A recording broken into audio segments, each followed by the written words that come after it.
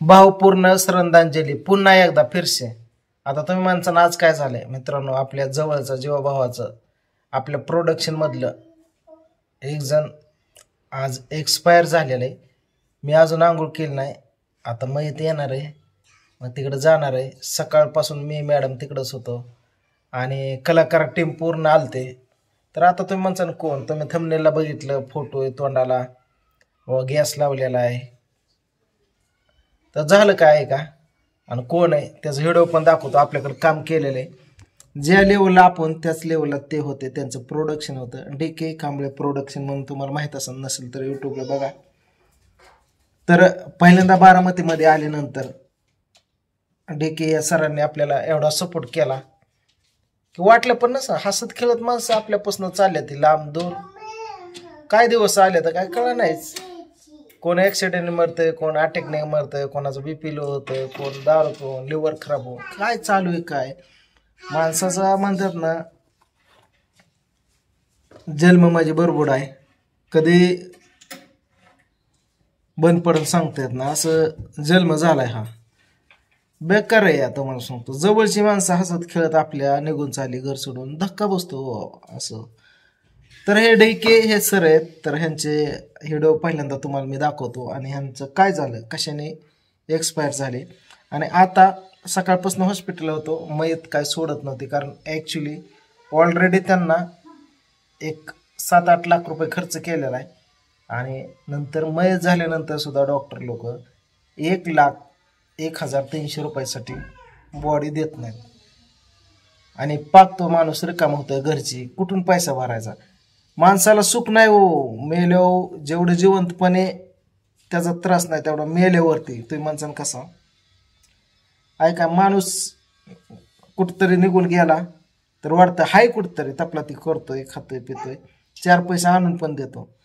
पण नसल्यानंतर बघा ना, त्याचं ते विधीपासून ते त्याचं वरसरात पित्रजीव घालल्यापर्यंत त्याचं ती मुंडन वगैरे, ती घरच्यां पाहुणं रावलं, ती निवड शेवला, त्याचा फोटो लावणं, जर वर्षाला त्याला ते जर महिन्याला पित्र जेवाय पाहुणं रावळं बोलवणं, स्वयंपाक करणं, त्याचं पाक जवळ पिढ्यानपिढ्या तो फोटो राहतो. दुसरी पिढी ती फोटो कुठंतरी फेकून देते, तेव्हा तिसरा तवर फोटो लागतो. अशा गोष्टी ही चक्र या जीवनाचं हे चलत राहतं.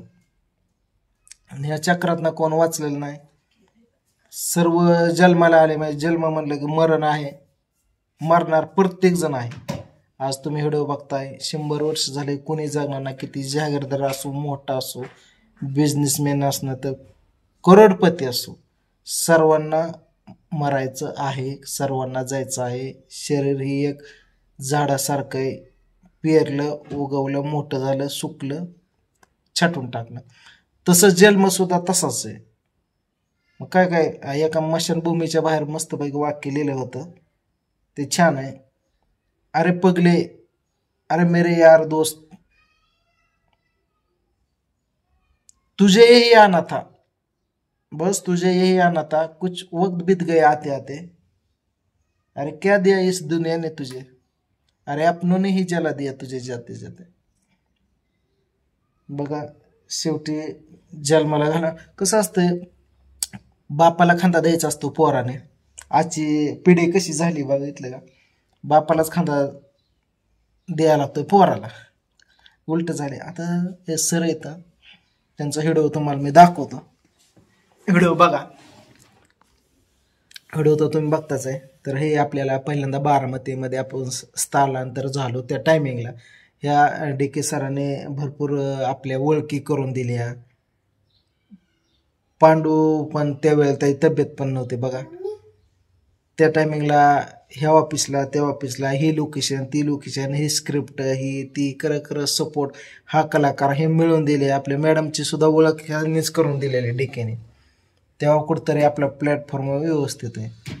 आणि अचानक ह्यांना काय झालं सांगतो, दारू चांगली नाही मित्रांनो. दारूच्या नशेमध्ये ह्या DK सरांचा 1-2 वेळा ॲक्सिडेंट झालं.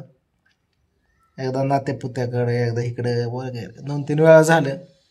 देव पण बघून बघून 1-2 वेळा बघत असतोय, संधी देतो, चान्स देतो. आपण म्हणतो एक चान्स दे देवा अजून, तसंच एक जीवनाचं देवाने दिलं तर त्यांचं कर्म चांगले असेल म्हणून दिलं होतं, पण तिसऱ्या चान्समध्ये सुट्टी नाही. तर ॲक्सिडेंट झाला. त्यांना म्हणत होते कलाकार शूट झालंय, तुमचं एवढं मोठं प्रोडक्शन आहे, कलाकार आहे तुमच्याकडे, स्वतःचे वेब सिरीज आहे, सिनेमा आहेत, जाऊ नका गाडीवरती, जाऊ नका. गाडीवरती जात असताना पेले होते. डंपर आला, डंपरने धडकवलं, पडले. आज त्या डंपरवाल्याने सुद्धा 5-1 लाख रुपये हॉस्पिटलला दिले. त्यांनी घरचं काय असन ते रक्कम साचवलेली सुद्धा ओतली. एवढा पैसा ओतून काय करतात, जीवच वाचलं नाही. हिथून हे डोळा हिथनं एवढे खोपडे पूर्ण चेंगरले होते. तरी पण त्यानंतर एका हॉस्पिटलमध्ये नेलं, तर हॉस्पिटलचे नावं घेत नाही, तिथं पण त्यांना 2-2.5 लाखाला खर्च केला. पण हे जखम उघडी असल्यामुळे त्यामध्ये हवा गेली आणि हे फुगलं. तोपर्यंत स्टेटमेंट काय केलं नाही, तिथून उचललं, दुसरं हॉस्पिटल आणलं. ते म्हणले ही जखम उघडी ठेवायची नसते, आज मेंदूला वारं लागलं, हवा, बाळातीन बायला कानातनं नाकानं सुद्धा हवा, म्हणून कानं फिनं बांधून घेते ते आणि शिक देतात, असं काम आहे. तर ह्या मेंदूला हवा ही जमत नाही, अंग फुगतं. त्यांचं हे केलं, हॉस्पिटलमध्ये ऑपरेशन केलं.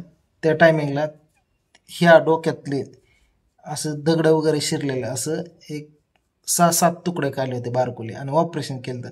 मग ऑपरेशन केल्यानंतर सुद्धा त्यांनी पाय असे करत होते, असे असे हात हलवत होते आणि डोळे उघडलं होतं. समजत होतं काय इन्फेक्शन झालं म्हणत होते, तर बाबा किडे पडले होते आड्या. आणि ते फोटो मला पाठवले आमच्याच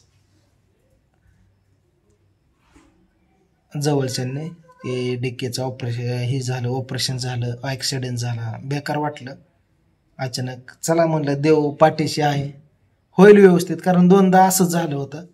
किती वेळा सांगितलं पिऊ नका वगैरे. लहान मुलं आहे ती, बायको आहे आपली, चलत राहीन म्हणलं. मग रोज 2 वेळा ॲक्सिडेंट झाला, त्याप्रमाणे आम्ही त्या गेलो. पण तिसऱ्या वेळेला 15 दिवस हॉस्पिटलला आलेला. आज अखेरचा त्यांनी श्वास सोडला. अखेरची रात्र त्यांची काल रात्र शेवटची रात्र होती असं म्हणायचंच. तर मला वाटतं की 2 दिवसापूर्वीच तिथले हॉस्पिटलमधले सिस्टर वगैरे म्हणत होते गॅसवर आहे, पेशंटची काही गॅरंटी नाही, नो गॅरंटी, या जगू शकत नाही, ऑक्सिजनवर. हालचालच पूर्ण बंद झाली, तेव्हाच ओळखलं होतं.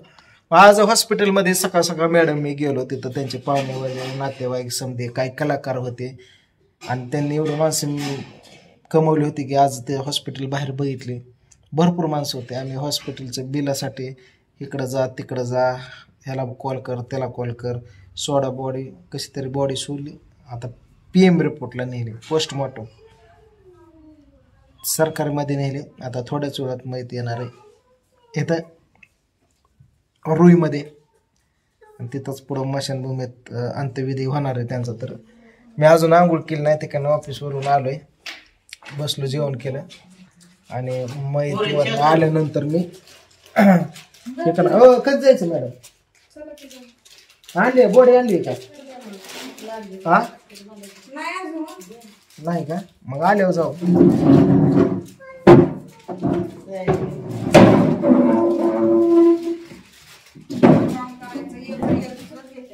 का हे बघितलं घरचा मग आता कोण आले पूजा घरी?